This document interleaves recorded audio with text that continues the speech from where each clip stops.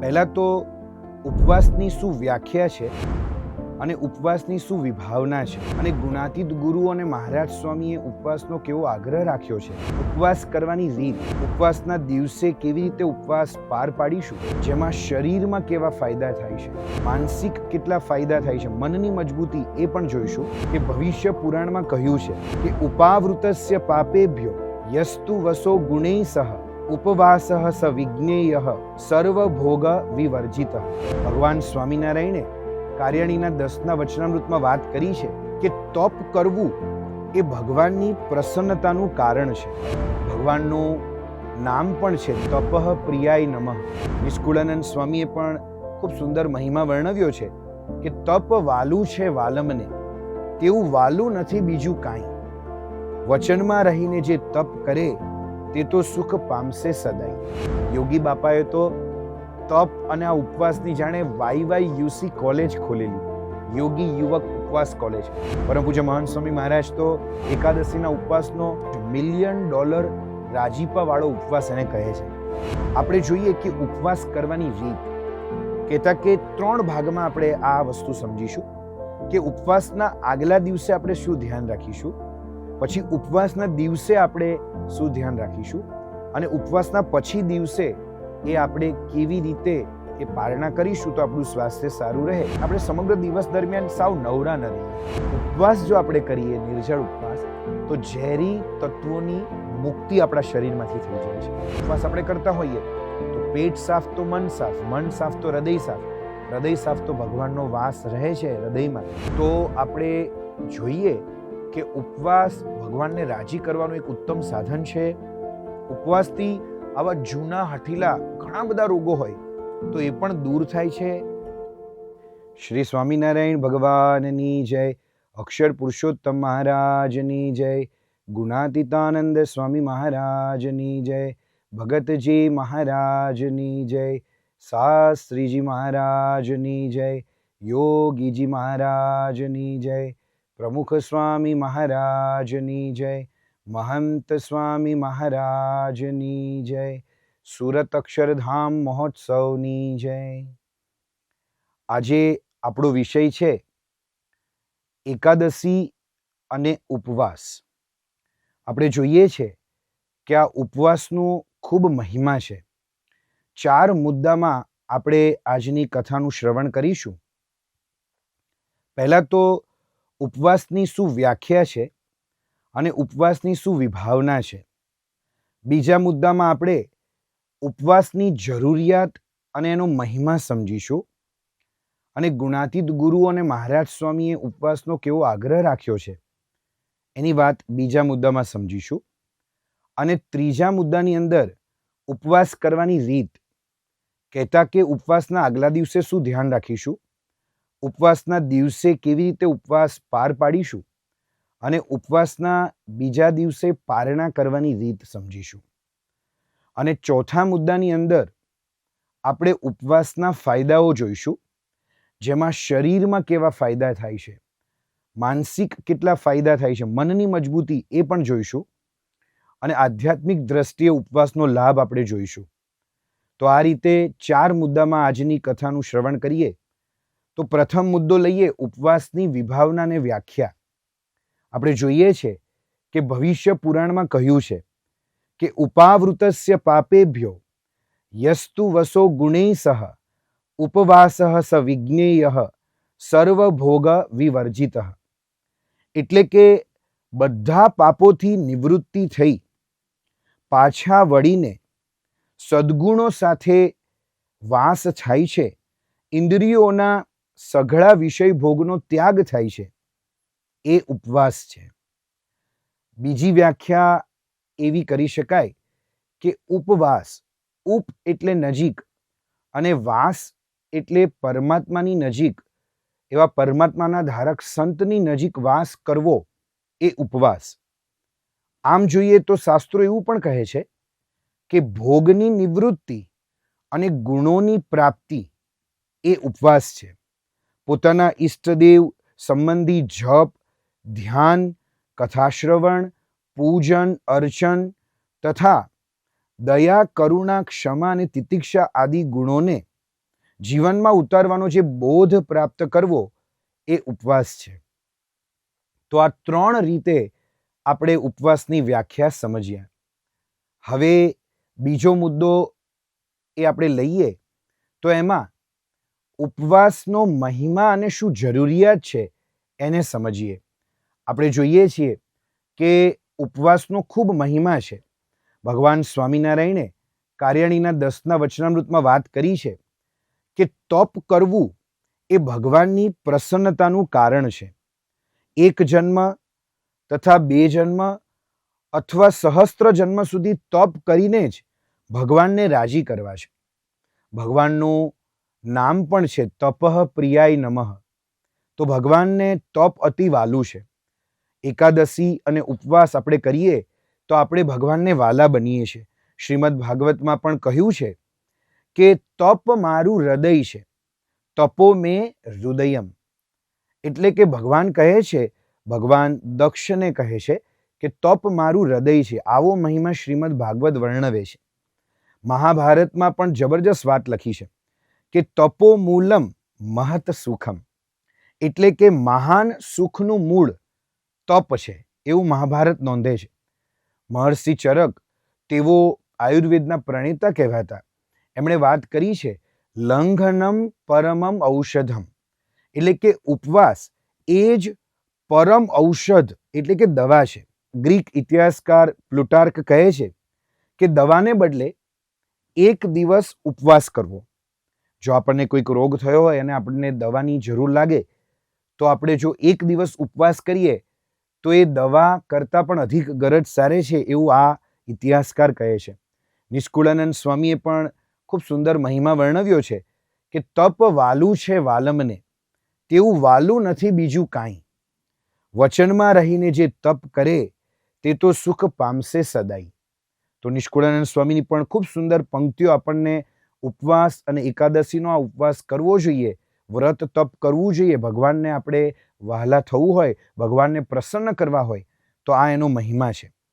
ગરુડ પુરાણમાં તો એવું કહ્યું છે કે એક ત્રાજવામાં સમગ્ર પૃથ્વીનું એ દાન રાખવામાં આવે અને બીજી બાજુ એક ઉપવાસ, તો એનું પુણ્ય એ સમગ્ર પૃથ્વીના દાન કરતાં પણ અધિક થઈ જાય છે. એવી રીતે આ શાસ્ત્રમાં નોંધાયું છે. કોટી યજ્ઞ કરીએ એના કરતાં પણ 1 દિવસના એકાદશીના ઉપવાસનું અથવા ઉપવાસ અન્ય ઉપવાસનું પણ જબરજસ્ત મહાત્મ્ય આપણા શાસ્ત્રોએ કહ્યું છે. યોગી વાણીમાં આપણે જોઈએ છીએ લખાયું છે કે 1,00,000 વર્ષ સુધી જો 60,000 ઋષિઓને જમાડીએ એના કરતાં પણ ઉપવાસનું પુણ્ય વધી જાય. આપણે હિન્દુ ધર્મમાં ઉપવાસનું એકાદશીનું મહત્વ છે, સાથે સાથે અન્ય ધર્મોમાં પણ ઉપવાસનું મહત્વ છે. ઈસુ ખ્રિસ્તે પણ રણમાં 40 દિવસના ઉપવાસ કરેલા.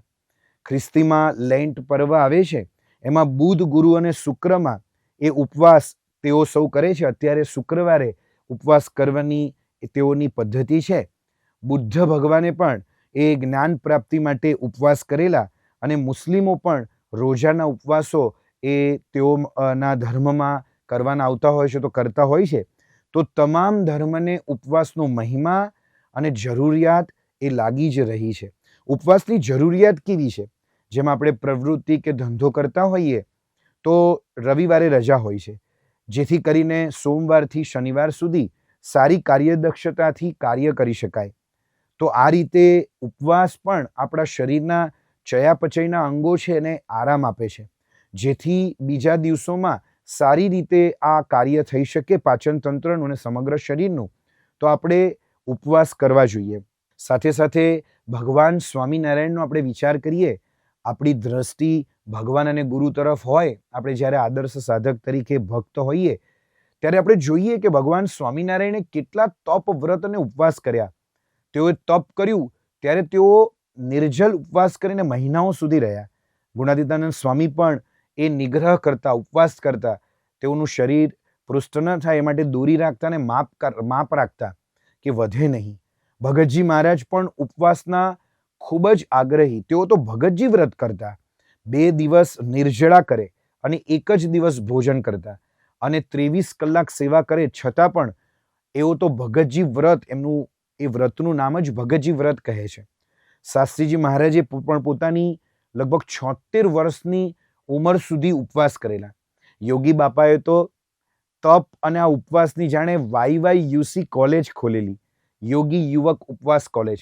અને નાના બાળકો હોય, કિશોરો હોય, અરે મોટા મોટા વડીલો હોય, યોગી બાપા તો ઉપવાસ કરીને બધાને ખૂબ જ રાજીપો આપતા અને પોતે પણ જોડાતા. કહેતા કે આજે ઉપવાસ તો ખૂબ આનંદ, સત્સંગ કરશું, કથા ભજન કરશું. તો યોગી બાપાને ઉપવાસનો બહુ જ આગ્રહ. અને ખરેખર પ્રમુખ સ્વામી મહારાજે પણ પોતાના 65-70 વર્ષની ઉંમર સુધી એ ઉપવાસ કરેલા. આપણા સદગુરુ સંતો પૂજ્ય કોઠારી બાપા, જેઓને તો ઉપવાસ કરવાની અનુકૂળતા નથી, છતાં પણ તેઓએ ઉપવાસ કરીને આ ઉપવાસથી ભગવાનને અને સંતને રાજી કર્યા.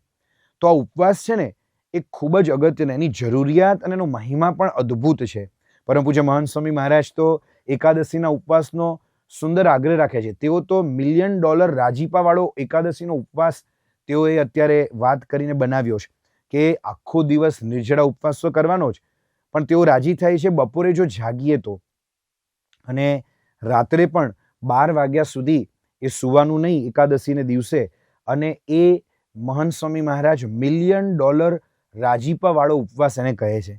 તો મહંત સ્વામી મહારાજ પોતે પણ ઉપવાસથી ખૂબ જ રાજી થાય છે. તેઓએ પણ પોતાની મોટી ઉંમર સુધી ઉપવાસ કરીને ભગવાન સ્વામિનારાયણ, યોગી બાપા અને પોતાના ગુરુને રાજી કર્યા છે. તો મહંત સ્વામી મહારાજ પણ ઉપવાસના આગ્રહી છે. તો આપણે પણ ઉપવાસનો આવો મહિમા સમજીએ. ઉપવાસ કરવાની રીત આપણે પહેલો મુદ્દો સમજ્યા કે ઉપવાસની વ્યાખ્યા અને વિભાવનાઓ. બીજા મુદ્દામાં આપણે ઉપવાસ એ દરેક ધર્મ, એની જરૂરિયાત અને એનો મહિમા ગાય છે એ સમજ્યા. શ્રીજી મહારાજથી માંડીને મહંત સ્વામી મહારાજ પણ ઉપવાસનો આગ્રહ રાખે છે, એ પણ બાબતને સમજી. હવે આપણે જોઈએ કે ઉપવાસ કરવાની રીત. કહેતા કે 3 ભાગમાં આપણે આ વસ્તુ સમજીશું કે ઉપવાસના આગલા દિવસે આપણે શું ધ્યાન રાખીશું, પછી ઉપવાસના દિવસે આપણે શું ધ્યાન રાખીશું, અને ઉપવાસના પછી દિવસે એ આપણે કેવી રીતે એ પારણા કરીશું તો આપણું સ્વાસ્થ્ય સારું રહે.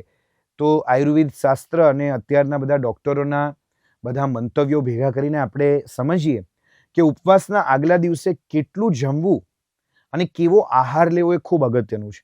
ઘણીવાર આપણને એવું થઈ જતું હોય છે કે એકાદશીનો ઉપવાસ હોય તો આપણા મનમાં થાય કે કાલે ઉપવાસ છે તો દશમ દોઢી એટલે આપણે દોઢું જમીએ, અને ઉપવાસના બીજા દિવસે બારસ આવે તો એ બમણી થઈ જાય.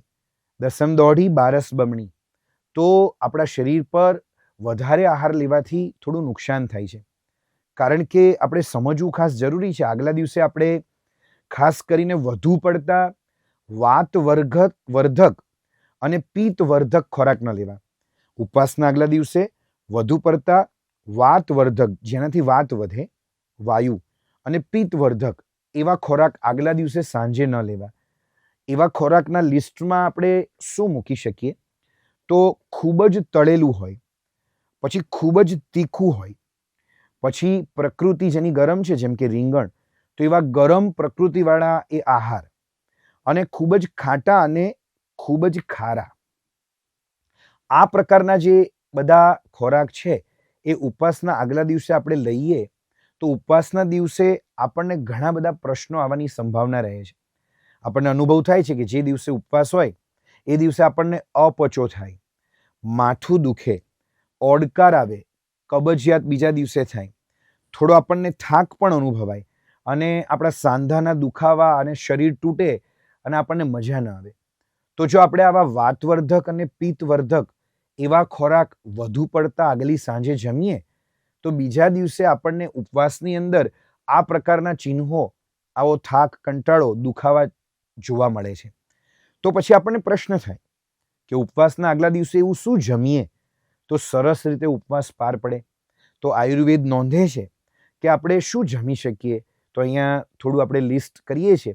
આપણે રોટલી જમી શકીએ, ખીચડી જમી શકીએ, દૂધ અને આપણે છાશ પણ મીઠા વગરની લઈ શકીએ.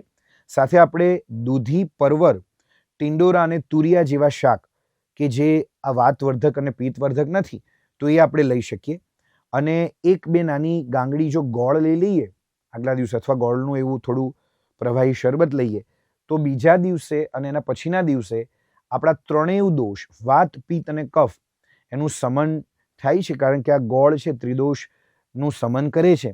એટલે આપણે ખાસ કરીને આગલા દિવસે એ વધુ પડતા મસાલાવાળા અને વધુ પડતા મીઠાવાળો જે આહાર છે એ આપણે ન લઈએ, તો આપણને બીજા દિવસે ખૂબ જ સરળતા રહે છે. તો ઉપવાસના આગલા દિવસે આપણે આટલી બાબતોનું ધ્યાન રાખીએ. હવે ઉપવાસના દિવસે એ આપણે કેવી રીતે ઉપવાસ પાર પાડીએ? પહેલાં તો આપણા મનની અંદર સતત આપણે વિચાર કરીએ અને ભાર અને દબાણ રાખીએ કે આજે ઉપવાસ છે, તો આપણને ઉપવાસ લાગવાનો જ છે. પણ આપણે દરરોજના દિવસોની જેમ જ એ રૂટીન આપણા મનને તૈયાર કરીએ. સાથે સાથે આપણે સમગ્ર દિવસ દરમિયાન સાવ નવરા ન રહીએ, પ્રવૃત્તિમાં વ્યસ્ત રહીએ. આપણા ઘણા બધા સંપ્રદાયમાં સંતો ભક્તો છે, તેઓ ઉપવાસના દિવસે પ્રવૃત્તિમય રહે છે, પોતાની જે રૂટીન પ્રવૃત્તિ છે કરે છે. આપણે ઉપવાસ કરીએ ને જે દિવસે, એ દિવસે આપણે ખૂબ ઉત્સાહ રાખવો જોઈએ, આમ મનમાં આનંદ રાખવો જોઈએ, અને સહજતાથી, આમ દબાણથી કે આપણે એવી રીતે મનમાં ખૂબ આમ વિચાર કરીએ કે કેવી રીતે દિવસ જશે, શું થશે, આજે તો જમવાનું જ નથી.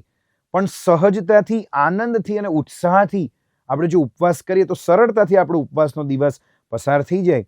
સાથે સાથે આપણે એ દિવસે કથા વાંચન, પછી સફાઈ, લેખન, સેવા, ભજન, એમાં વ્યસ્ત રહીએ. સાથે થોડું માપસરનું ઓછું બોલીએ, ચંચળતા આપણી માપસર રાખીએ, અને સાથે સાથે આપણા સ્વભાવ ઉપર નિયંત્રણ કરીએ. ઊંઘ ઉપર નિયંત્રણ. પરમ પૂજ્ય મહંત સ્વામી મહારાજે સત્સંગ દીક્ષા સમગ્ર શાસ્ત્રોના સાર રૂપે આપણને આપી છે. એમાં સ્વામીએ વાત કરી છે કે ઊંઘથી ઉપવાસ એ નાશ પામે છે. તો આપણે આપણા શરીરમાં અમુક પ્રકારની એવી બધી ક્રિયાઓ થતી હોય છે ઉપવાસના દિવસે, જે આપણા ખરાબ તત્વો છે, કચરો છે, એવા બધા કોષો છે ખરાબ, એનું ડાયજેશન બોડી જાતે જ, આપણું શરીર જાતે કરતી હોય છે. તો આપણે જો ઊંઘીએ નહીં, તો એ બધા ફાયદાઓ જે આપણને થવાના છે, જેની ચર્ચા આપણે આગળના મુદ્દામાં કરીશું, એ ફાયદાઓ આપણને 100% થાય છે. તો આપણે પ્રયત્ન કરીએ. પરમ પૂજ્ય મહંત સ્વામી મહારાજ પણ બપોરે કંઈક વાંચન કરે છે, અને ઊંઘ આવે તો થોડા પોતે ઊભા થઈ જાય, અને એવી રીતે ઊંઘ ન આવે એના માટે ખૂબ જ મન સાથે લડાઈ કરે છે. આપણા ગુણાતીત ગુરુઓ પણ આ રીતે ઉપવાસના દિવસે ઊંઘતા નહીં, અને આપણા આ માટે આદર્શરૂપ છે. ખાસ કરીને આપણે એવું લાગે તો આપણું જે મુખ છે એને બ્રશ અને ઉલ કરી અને કોગળા કરી અને એને ચોખ્ખું રાખીએ. હવે આપણને અમુક વાર પ્રશ્ન થાય કે ઉપવાસના દિવસે આપણને ઘણાને માથું દુખે, ઘણાને આમ કેડ દુખતો હોય ને એવો અનુભવ થાય, અરે આમ શરીર તૂટતું હોય ને એવું લાગે, અને આમ થોડોક તાવ આવે એવો પણ ઘણાને અનુભવ થાય, ઉલટી કે પછી બેચેની કે ઉબકા જેવું કંઈક લાગ્યા કરે, અને આમ મજા ના આવે. તો આ જે વસ્તુ બધું થાય છે, આ બધા ચિહ્નો જણાય ને, એ આમ સારા છે. એક સારી આ સાઇન છે એક પ્રકારની, કે આપણને એક ડૉક્ટર શોલ્ટનના અનુભવ પરથી એવું લાગે છે, એમણે કહ્યું કે આ જે ચિહ્નો છે ઉપવાસના દિવસે આવે છે, એક શુદ્ધિનો ભાગ હું ગણું છું. અને આ જે ચિહ્નો છે બધા ઉપવાસના દિવસે, એ ફળદાયી ચિહ્નો છે. આ બધા ચિહ્નોનું માપ જેટલું વધારે, ધારો કે ઘણાને થોડું વધારે માથું દુખે, તો એના શરીરમાંથી આ બધા જે કચરોના જે બધા નકામા પદાર્થો છે એ નીકળવાના છે, અને એના શરીરને ઘણો મોટો ફાયદો થાય. જેટલા ચિહ્નો વધારે જણાય ને એટલો, એટલે કહે છે એ પોતે ડૉક્ટર શોલ્ટન કે ચિહ્નો વધુ તીવ્ર એટલો ફાયદો આપણા શરીરને વધારે થાય. તો આપણે ઉપવાસના દિવસે આ ધ્યાન રાખીએ. સાથે આપણે જોઈએ કે ઉપવાસ પૂર્ણ થાય છે. હવે બીજા દિવસે આપણે શું ધ્યાન રાખીશું? તો આપણે આપણા ઈષ્ટદેવના મંદિરે જઈએ, મંગળા આરતીમાં જોડાઈએ, ભગવાનના દર્શન કરીને આપણે કહીએ છીએ ને કે મુખડું જોયા વિના પાણી ન પીવું. તો આ ભગવાનના મંગળા આરતીના દર્શન કરીએ, આપણી નિત્ય પૂજા પૂર્ણ કરીએ, અને ત્યારબાદ આપણે પારણા કરીએ. તો આ પારણાની અંદર અમુક વિવેક રાખવો પડે. પારણામાં જે વિવેક રાખવાનો છે એમાં આપણે જોઈએ કે અતિશય ખૂબ જ બરફ નાખીને ઠંડા શરબત ન પીએ. આપણા શરીરમાં જ્યારે ઠંડા શરબત, જેની ડિગ્રી એ બહુ જ વધારે, એટલે કે 2 ડિગ્રી જેટલું ઠંડુ બરફનું પાણી કે ઠંડુ શરબત પીવે, તો આપણા શરીરની અંદર એનું તાપમાન 37 ડિગ્રી ટેમ્પરેચર આપણા પેટનું હોય છે. હવે આપણે જોઈએ કે ઠંડા શરબત આપણે અંદર પધરાવીએ, પીએ પારણામાં, તો તરત જ એને ગરમ કરવા પડે, જેથી કરીને રુધિરમાં એનું જે પોષણ એટલે કે જે એનું એબ્ઝોર્પ્શન થવાનું હોય, તો આપણે એ શરીરને એને ગરમ કરવું પડે. એને કારણે આપણને ઘણું બધું લોહીનો જથ્થો એ અહીંયા લાગી જાય કામે, અને આગલા દિવસે આપણા શરીરની અંદર એ પ્રકારથી જમ્યા ન હોઈએ એટલે આપણા શરીરને વધારે લોડ પડે છે. એટલે આપણને આમ સુસ્તી લાગે, ઊંઘ આવે, બેચેની લાગે, એ દિવસે બપોરને સાંજ સુધી કંઈ કામ કરવાનું મજા ના આવે. તો આપણે કેવી રીતે પારણા કરી શકીએ? તો આપણે ગોળ, લીંબુ અને આદુનું એ જે શરબત છે પ્રવાહી, ફળોના જ્યુસ આપણે નેચરલ, ખૂબ જ સુગરવાળા નહીં પણ આપણે નેચરલ એ લઈ શકીએ. સાથે સાથે ઘણા બધાને આદુ, લીંબુ અને સાકર, હળદર, લીંબુ, સાકર અને તુલસીના શરબત પણ બધા લેતા હોય છે. સાથે સાથે વરિયાળી અને દ્રાક્ષના અર્કવાળા શરબત પણ બધા લેતા હોય છે. પણ આ રીતે આપણને અનુકૂળ હોય એ રીતે આપણે એ પણ ખૂબ જ માપમાં લઈએ. વધારે પડતું આપણે શરબત પીએ તો આપણી જઠરાગ્નિ એ પણ મંદ થવાના એ ચાન્સીસ છે. તો આપણે એ રીતે આ શરબત પીએ. સાથે આપણે 1 કે 1.5 કલાક પછી આપણે ઢીલા મગ કે પછી એવી ઢીલી ખીચડી લઈ શકીએ. જો આપણે 2-3 કલાક પછી 10:30, 11 વાગે જ આપણે આ મગ અને ખીચડીનું ભોજન લઈએ તો ઉત્તમ છે, કારણ કે આપણા પેટની અંદર એકદમ સંકોચાયેલું હોય છે ઉપવાસના દિવસે પેટ. એટલે ધીરે ધીરે એનું વિસ્તરણ થાય તો પાચનની જે ક્રિયા બીજા દિવસે ચયાપચયની ક્રિયા જે થવાની હોય છે એ ખૂબ જ શાંતિથી અને સારી રીતે થાય. એટલે જે પાચનની અને ચયાપચયની ક્રિયાઓને બીજા દિવસથી ખૂબ જ સારી રીતે એ આગળ વધે, એના માટે આ દિવસે પારણામાં આપણે ખૂબ ધ્યાન રાખવાની જરૂરિયાત છે. આપણને ફાયદો થાય એના કરતાં ગેરફાયદો ના થઈ જાય એનું આપણે ખાસ ધ્યાન રાખવાનું છે.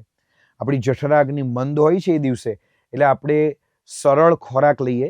ખૂબ જ તેલવાળો અને ખૂબ જ લોટવાળો અને એકદમ હેવી, પચવામાં પણ હેવી હોય એવા ઘણા બધા આપણા હેવી મિષ્ટાન ને ફરસાણ હોય એ આપણે એ દિવસે ન લઈએ. બીજા દિવસથી આપણે શરૂઆત જે રીતે નોર્મલ જમતા હોય એ રીતે કરી શકીએ.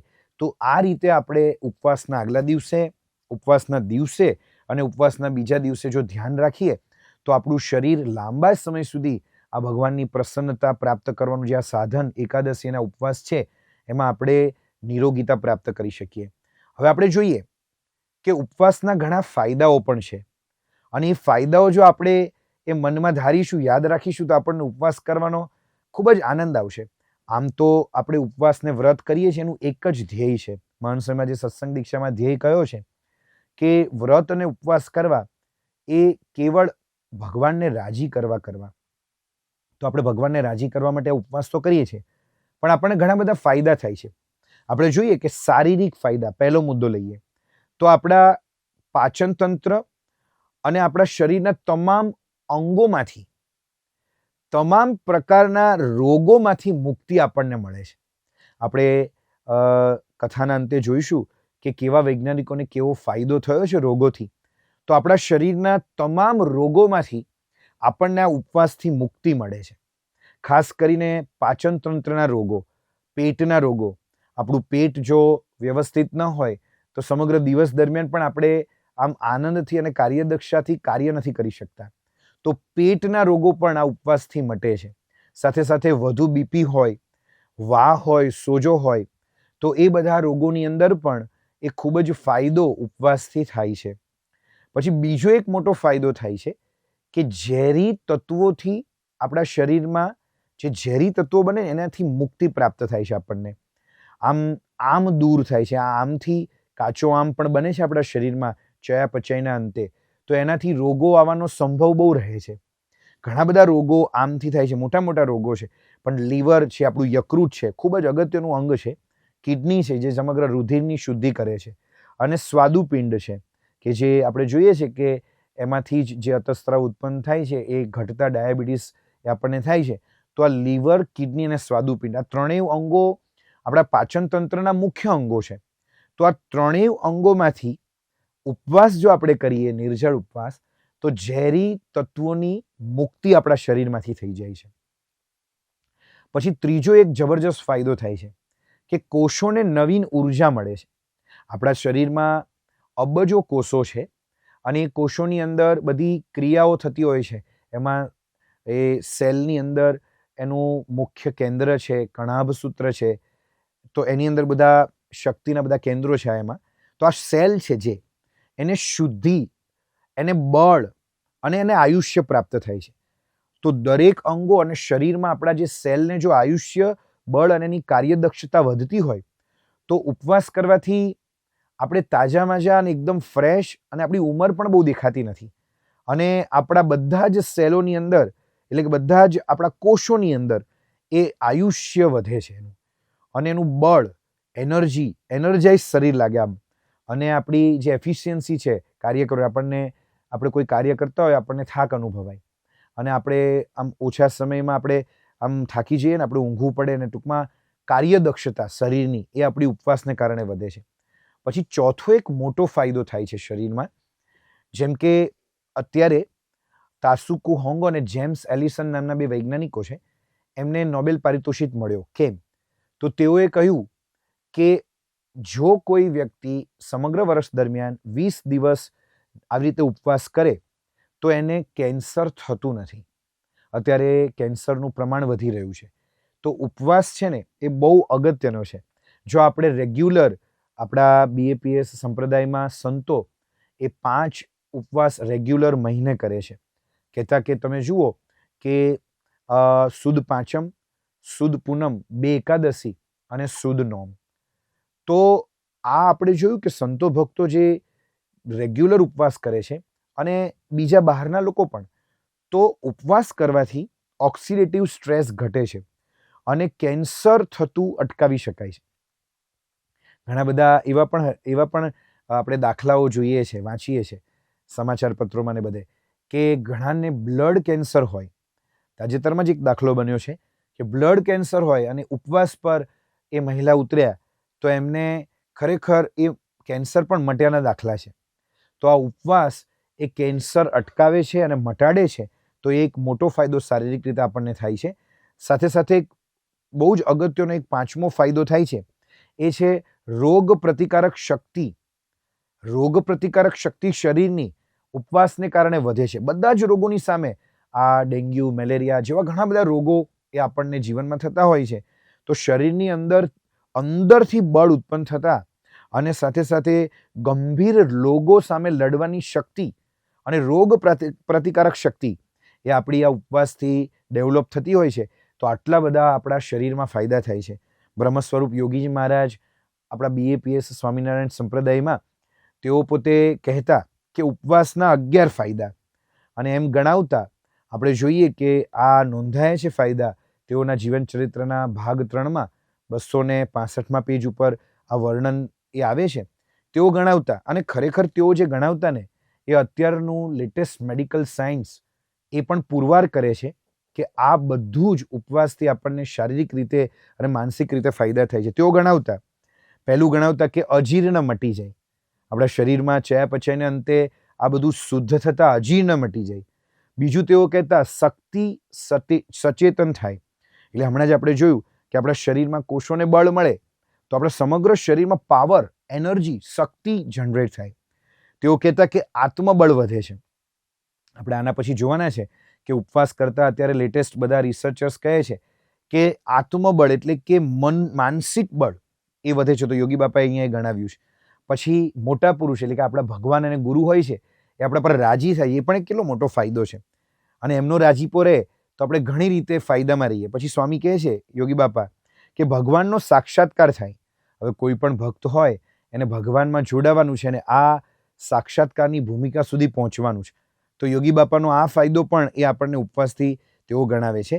તેઓ કહે છે કે તપ જેવું વહાલું છે વાલમને. પછી આગળ કહે છે કે દેહ દમન અને આત્મવિચારથી ઇન્દ્રિયો અંતઃકરણ શુદ્ધ થાય છે, જીતાય છે, સ્ફૂર્તિમાં રહેવાય છે. તેવું એવું કહેતા કે વહેલા ઉઠી અને ઊંઘનો સંકોચ થાય છે. પછી પોતે કહેતા કે તાવ ના આવે, તરિયો ના આવે, મંદવાડ ના આવે અને શરીરમાં પાવર આવે. તો યોગી બાપાએ આ જે બધા ઉપવાસના ફાયદા ગણાવ્યા, ખરેખર આપણે જ્યારે ઉપવાસ કરીએ છીએ તાવ તરિયો ન આવે. આપણા ઘણા બધા સંતો, સદગુરુ સંતો અને ભક્તોનો એવો આપણે અનુભવ જોઈએ છે કે જ્યારે આપણે ઉપવાસ રેગ્યુલર કરીએ ત્યારે આપણું મોટું આંતરડું એ ચોખ્ખું થાય છે, કાચ જેવું ચોખ્ખું થાય. મોટા આંતરડામાં પણ ઘણા બધા એવા પોઈન્ટ્સ છે કે જેમાં જો આપણે સતત જમતા રહીએ અને ઉપવાસ ન કરીએ તો એમાં એ બધો મળ છે જમા થતાં એ આપણને રોગો આવે છે. આપણને ચામડીના રોગો આવે છે, સાથે સાથે આપણને ઘણા બધાને બીજા બધા રોગો આવે છે. જો આંતરડું ચોખ્ખું હોય અને ઉપવાસ આપણે કરતા હોઈએ તો પેટ સાફ તો મન સાફ, મન સાફ તો હૃદય સાફ, હૃદય સાફ તો ભગવાનનો વાસ રહે છે હૃદયમાં, અને ભક્ત પણ ખૂબ સુખી અને આનંદિત રહે છે. તો આવા ઉપવાસના ફાયદાઓ શારીરિક રીતે થાય છે. આપણે જોઈએ કે માનસિક ફાયદા, તો મનોમજબૂતી એટલે કે મનની મજબૂતી ઉપવાસથી આપણને થાય છે. જો આપણે એક ઉપવાસ કરીએ તો આપણો આત્મવિશ્વાસ વધે છે, પોતાની જે કલ્પના શક્તિ એ નિખરી આવે છે, અને ધાર્યા પરિણામો આપણે પ્રાપ્ત કરી શકીએ ને એવો આત્મવિશ્વાસ ઉપવાસ કરવાથી વધે છે. વિચારો કે ઉપવાસ કરીએ તો બીજો મોટો ફાયદો થાય છે કે આપણે આત્મનિરીક્ષણ કરી શકીએ છીએ. આપણામાં જે સ્વભાવો છે, કામ છે, ક્રોધ છે, લોભ છે, મોહ, ઈર્ષ્યા, તૃષ્ણા, અભિમાન, તો આ બધું સુખ, દુઃખ, ભૂખ, તરસ, તો આ બધા સ્વભાવો છે ને એ આપણે ઓળખી શકીએ છીએ અને એના ઉપર નિયંત્રણ કરી શકીએ છીએ જો આપણે ઉપવાસ કરીએ તો. તમે જુઓ કે આત્મસંયમ એટલે કે આપણે સંયમિત બની શકીએ છીએ. આપણું મન અને ઇન્દ્રિયોની જે ચંચળતા છે એ ઘટે છે અને આપણે સંયમિત જીવન જીવીએ છીએ. કોઈ પણ સાધક પોતાના ભગવાન અને ગુરુને રાજી કરવા માટે જ્યારે નીકળ્યો હોય તો એને સંયમ બહુ અગત્યનો છે. તો આ ઉપવાસ કરવાથી આત્મસંયમ પણ આપણા જીવનમાં વધે છે. આપણે જોઈએ કે ઉપવાસ કરવાથી આપણે બીજાના દ્રષ્ટિકોણને સમજવાની શક્તિ વધે છે. આપણે બીજાને પણ એ આપણા ધંધા અને ઘરમાં સમજવાના હોય છે તો એમના દ્રષ્ટિકોણને સમજવાની એ આ ઉપવાસથી એ આપણને દ્રષ્ટિ ખીલે છે. સામેના વ્યક્તિઓની પરિસ્થિતિને સમજી અને એમને મદદરૂપ થવાની ભાવના આપણને આ ઉપવાસથી વધે છે. ઉપવાસથી સર્જનાત્મક અને હકારાત્મક શક્તિ પણ વધે છે. અત્યારે નકારાત્મકતા ખૂબ જ આપણામાં આવી જાય કે આ ન થઈ શકે, મોડા વિચાર, મોડું મન, તો હકારાત્મક શક્તિ અને મજબૂત મન એ આ ઉપવાસથી એ આપણને ઘણીવાર મન છે એ ન જોવાનું જોવડાવે, ન ખાવાનું ખવડાવે અને ન વિચાર કરવાનો એ વિચાર કરાવડાવે. તો આ બધા જ પ્રશ્નો દૂર થઈ આપણું મન પણ શાંત, સ્થિર, મજબૂતાઈ અને પવિત્રતા પ્રાપ્ત કરે છે અને હકારાત્મકતા અને બળવાન પણ બને છે. જે કરવાનું છે એ જ કરાવે છે, જે જોવાનું છે એ જ જોવડાવે છે અને જે ખાવાનું છે એ જ ખવડાવે છે, જે શાસ્ત્રોની મર્યાદા પ્રમાણે. તો મનમાં હકારાત્મક શક્તિ એ આ ઉપવાસથી વધે છે. પરિસ્થિતિનો વિરોધ કરવાને બદલે કોઈ પણ પરિસ્થિતિને સ્વીકાર કરવાની તાકાત એ આ ઉપવાસ કરીએ તો આપણા મનમાં વધે છે. અને જોઈએ કે ડેવિડ બ્રુક્સ નામના એક વૈજ્ઞાનિક કહે છે કે તમે આવી કોઈ પણ વ્રત, ઉપવાસની પદ્ધતિ કે ભજન કે ભક્તિની કોઈ પણ ક્રિયા કરીએ તો મગજના કોષોનું જોડાણ વધુ તીવ્ર બને છે. તો આવું વૈજ્ઞાનિકો પણ કહે છે. તો આપણે ઉપવાસ જ્યારે કરીએ છીએ ત્યારે મગજની મજબૂતી, આત્મવિશ્વાસ, આત્મનિરીક્ષણ, આત્મસંયમ અને બીજાના દ્રષ્ટિકોણને સમજવાનું તથા મનમાં પણ બળ એ વધે છે. તો આવા માનસિક ફાયદા પણ એ ઉપવાસથી ઘણા થાય છે. આપણે શારીરિક ફાયદા જોયા, માનસિક ફાયદા એટલે મનની મજબૂતી. આધ્યાત્મિક રીતે તો મોટો જ ફાયદો એ છે કે આપણે ઉપવાસ દરમિયાન ભગવાનની નજીક જઈ શકીએ છીએ, ભગવાનની સ્મૃતિ થાય છે, ભગવાનના ચિહ્ન, ચરિત્ર અને ચેષ્ટા એમાં આપણું મન પરોવાય છે. આપણો છેલ્લો જન્મ એ ભગવાનની પ્રસન્નતાથી થઈ જાય છે. તો આપણને આધ્યાત્મિક લાભ તો ભગવાનની પ્રસન્નતા એ જ સૌથી મોટો લાભ છે. તપે કરીને આપણે ભગવાનને રાજી કરીએ. મહંત શ્રીમાનને પણ એકવાર પૂછ્યું કે સ્વામી, તમને આ પૂરણપુરીનો પ્રસાદ આપવા માટે કોને ગમે? તો એમને ઓપ્શન આપવામાં આવ્યા હતા કે મુખપાઠ કરનારને, તપ કરનારને, અભાવ ગુણ ન લેનારને અથવા ઉપરના બધાને. એવા 4 ઓપ્શન આપ્યા. તો સ્વામીએ કીધું કે જે તપ કરે ને એમને અમને પ્રસાદ આપવાનો ગમે. તો સ્વામી પણ જ્યારે પોતે પધારતા હોય છે જે સેન્ટરમાં, ત્યારે જે તપ કરે એના ઉપર સ્વામી બહુ રાજી થાય અને તેઓને પહેલાં તો તેઓ મુખમાં પ્રસાદ અને પારણા કરાવતા, આમ હાથથી ગ્લાસ લઈને પારણા કરાવતા, પણ હવે તેઓ પ્રસાદીનો કરીને પણ એમનો રાજીપો વરસાવે છે. તો આધ્યાત્મિક રીતે ગુરુનો, ભગવાનનો રાજીપો અને ભગવાનની નજીક જઈ શકાય એવો બહુ જ મોટો ફાયદો આ ઉપવાસથી થાય છે. આપણે છેલ્લે જોઈએ, આપણે 4 મુદ્દા જોયા કે ઉપવાસની વ્યાખ્યા અને વિભાવના, ઉપવાસની જરૂરિયાત અને એનો મહિમા સમજ્યા બીજા મુદ્દામાં. ત્રીજા મુદ્દામાં આપણે ઉપવાસ કરવાની રીત સમજ્યા કે ઉપવાસના દિવસે, ઉપવાસના આગલા દિવસે અને ઉપવાસના પછીના દિવસે કેવી રીતે પારણા કરવા. પછી આપણે શારીરિક ફાયદાઓ જોયા જે ચોથા મુદ્દામાં સમજ્યા. એમાં પણ આપણે માનસિક ફાયદાઓ જોયા અને આધ્યાત્મિક રીતે ભગવાનની વધુ નજીક જવાય છે એ પણ આપણે જોયું. હવે આપણે છેલ્લે વિજ્ઞાનની દ્રષ્ટિકોણથી ઉપવાસનો એ મહિમા સમજીએ. આપણે જોઈએ કે કોઈને એવો ડર હોય છે કે ઉપવાસ કરીએ તો શરીર બગડે. અરે એક જગ્યાએ નોંધાયું છે કે કોઈ મૃત્યુ સુધી ઉપવાસ કરે તો એના શરીરના ચરબીના 91%, સ્નાયુના 30% જ, અને લીવરના 56% ચરબી, બરોળના 63%, લોહીના 17% અને ચેતાતંત્ર અને મગજના 0% વપરાય છે એમાંથી.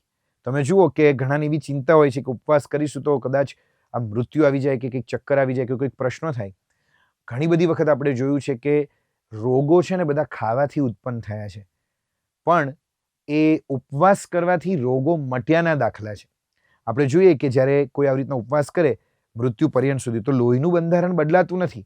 એ એકદમ તંદુરસ્ત વ્યક્તિના લોહી જેવું જ એનું બંધારણ રહે છે. તો જ્ઞાનતંતુ અને મગજના પણ એકેય કોષો નાશ પામતા નથી. તો ઉપવાસ કરવાથી મૃત્યુ થાય અથવા રોગો થાય એ ડર એ વાહિયાત છે. તો આપણે ઉપવાસનો વૈજ્ઞાનિક મહત્વ સમજીએ. આપણે જોઈએ તો હેનરી એસ સ્ટેનર નામના એક ડૉક્ટર છે. હવે પોતે ડૉક્ટર હતા તો પણ રોગોથી પીડાતા હતા. એમને દવાઓ લીધી પણ એની અસરકારકતા છે ને એમને થોડી ઊંધી પડી. હવે એમણે છે ને વિચાર કર્યો કે હવે મારે આ દવાઓ તો છોડી દેવી છે, પણ હવે આમ જીવન પણ છોડી દઈએ. તો એમણે છે ને 42 દિવસ કશું ખાધું પીધું નહીં અને પાણી ઉપર રહ્યા ટૂંકમાં. તો આશ્ચર્યની વાત એ થઈ, એમણે તો આમ બધું કેમ છોડી દીધેલું કે ભાઈ આટલા બધા રોગો છે, મટતા નથી, દવા લઈએ છીએ તો વધે છે. તો 42 દિવસ તેઓ પાણી પર રહ્યા તો ઓટોમેટિક તેઓને આ ઉપવાસને કારણે બધા દર્દ જતા રહ્યા અને એ 40-42 દિવસના ઉપવાસ પછી આ જીવન એ નિરોગી તંદુરસ્ત રહ્યા. એમના મનમાં એવું હતું કે હું જીવન ટૂંકાવી દઉં, એકલા પાણી પર રહેવા માંડ્યા કે જેથી વહેલી તકે ધામમાં જવાય, ભગવાનના મૃત્યુ પમાય. પણ એ ખરેખર એમના માટે દવા નીવડી અને બધા જ રોગો જતા રહ્યા અને જીવન પર્યંત તેઓ જીવ્યા. એવા જ એક ડૉક્ટર, અમેરિકન ફૂડ સ્પેશિયાલિસ્ટ છે, ડૉક્ટર જેક ગોલ્ડસ્ટેન. ડૉક્ટર જેક ગોલ્ડસ્ટેન છે એઓ પોતે એમના જીવનમાં બહુ રોગો હતા. એમને છે ને એ લોહીયુક્ત ઝાડા થતા, એટલે કે અલ્સરેટિવ કોલાઇટિસ, એટલે કે જે મોટું આંતરડું છે એમાંથી લોહી પડે અને ઝાડામાં એ લોહી આવતું. એમણે દવાઓ બધી ઘણી લીધી પણ દવાઓ જેમ જેમ લેતા ગયા તો એમની પરિસ્થિતિ વણસી અને દવાની આડઅસરો એટલી બધી થઈ ગઈ કે એમને પછી થાકીને સ્ટીરોઇડ આપવામાં આવી અને એને કારણે એમનું શરીર ખૂબ જ બગડી ગયું. છેલ્લે તો પછી એવા નિર્ણય પર ડૉક્ટરો આવી ગયા કે આખું શરીર રોગગ્રસ્ત છે. 6 વર્ષ આવું રોગગ્રસ્ત રહ્યું અને પછી નક્કી થયું કે ટોટલ કોલેક્ટોમી, એટલે કે એમનું આખું આંતરડું છે ને કાપીને હવે આપણે બહાર લઈ લઈએ. હવે આખું આંતરડું જ બહાર આવી જાય તો કઈ રીતે જીવન જીવી શકાય. પછી એમને બહુ મનોવ્યથા થઈ, એમના જીવનમાં કઈ રીતે આમાંથી બહાર આવવું. એટલે એમને નક્કી કર્યું, લાંબી મનોવ્યથા થઈ એટલે એમણે નક્કી કર્યું કે હવે કશું ખાવું પીવું નથી અને 6 અઠવાડિયા તેઓ પાણી ઉપર રહ્યા અને એક જાદુઈ અસર જોવા મળી. 6 અઠવાડિયાના પાણી ઉપરના આ સમયગાળા દરમિયાન પહેલા 10 દિવસમાં તો તેઓનો તાવ ગાયબ થઈ ગયો અને ઝાડા પણ બહુ વાર જતા હતા તો એ 3-4 વાર થઈ ગયા અને 22 દિવસ પછી તો 2 અને 3 વખત જ એમને એ ઝાડે જવાનું થતું અને 33 દિવસે તો લગભગ એમનો તમામ રોગ મટીને પૂર્ણ શાંતિ એમને થઈ ગઈ અને આમ જોઈએ તો ઘણી બધી તંદુરસ્તી આવી ગઈ. હવે તેઓ પોતે ઘણી બધી દવાઓ લેતા, એમના જમવા પહેલા દવાઓ જ ઘણી બધી થઈ જતી, પણ એમને જ્યારે આ પોતાનું જીવન એમને થયું કે હવે આ બધામાંથી કંટાળ્યો છું, એમની આ મનોવ્યથા બાદ એમને ખબર નહીં અનાયાસે આ ઉપવાસની દવા પકડાઈ ગઈ અને પાણી ઉપર રહ્યા તો ખરેખર તેમના તમામ રોગો જતા રહ્યા. તો આપણે જોઈએ કે ઉપવાસ ભગવાનને રાજી કરવાનું એક ઉત્તમ સાધન છે. ઉપવાસથી આવા જૂના હઠીલા ઘણા બધા રોગો હોય તો એ પણ દૂર થાય છે. અને આપણે જોઈએ વિજ્ઞાન પણ ઉપવાસને અત્યારે સર્વ લોકોની સમક્ષ રજૂ કરે છે કે આ કેન્સર જેવા રોગો હોય, રોગ પ્રતિકારક શક્તિ ઘટતી હોય અને ઘણા બધા મોટા મોટા હઠીલા રોગો હોય તો બધા ઉપવાસ કેન્દ્રો ચલાવે છે. અને એ રીતે ઉપવાસથી આ બધા રોગોની સામે આપણે લડી અને આપણા શરીરને રોગમુક્ત કરી શકીએ છીએ. આપણે મહારાજ સ્વામીના ચરણોમાં પ્રાર્થના કરીએ કે એકાદશીનો આવો મહિમા સમજીએ. આપણા સંપ્રદાયમાં એકાદશીના ઉપવાસનો ખૂબ મહિમા છે અને એ મહિમા સમજી આવા શારીરિક, માનસિક રીતે, આધ્યાત્મિક રીતે અને વૈજ્ઞાનિક રીતે જબરા ફાયદાઓને પ્રાપ્ત કરીએ. અને ઉપવાસ કરવાની રીત સમજીને જો આપણે ઉપવાસ કરીએ તો આપણા શરીરને નુકસાન પણ જતું નથી અને ફાયદા થાય છે. ઘણી બધી રીતે ઘણા બધાને આવા ફાયદાઓ પણ જણાયા છે. તો આપણે ઉપવાસનો મહિમા સમજી, જરૂરિયાત સમજી, ગુણાતીત ગુરુએ પોતાના જીવનમાં ઉપવાસ કર્યા છે એ સમજી અને આ બધા ફાયદાઓને મનમાં રાખી કેવળ સ્વામી અને મહારાજ અને ભગવાન અને ગુરુને રાજી કરવાનું આ સાધન માની એકાદશી અને અન્ય ઉપવાસો પણ કરીએ, વ્રત કરીએ, તપ કરીએ, દમન કરીએ, દેહ દમન કરીએ તો ખરેખર ભગવાનને પ્રાપ્ત કરી શકાય છે, ભગવાનનો સાક્ષાત્કાર થઈ શકે છે.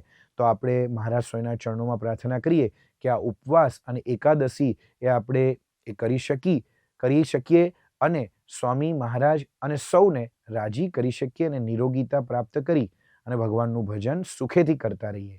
શ્રી સ્વામિનારાયણ ભગવાનની જય. આવી પ્રેરણાદાયી કથાના નિયમિત શ્રવણ માટે આ વિડીયોને લાઈક કરો અને ચેનલને સબસ્ક્રાઇબ કરો. અને ખાસ આ કથાને આપના જેવા અન્ય મુમુક્ષુ સાથે શેર કરીને આંગળી ચિંધ્યાનું પુણ્ય મેળવો. જય સ્વામિનારાયણ.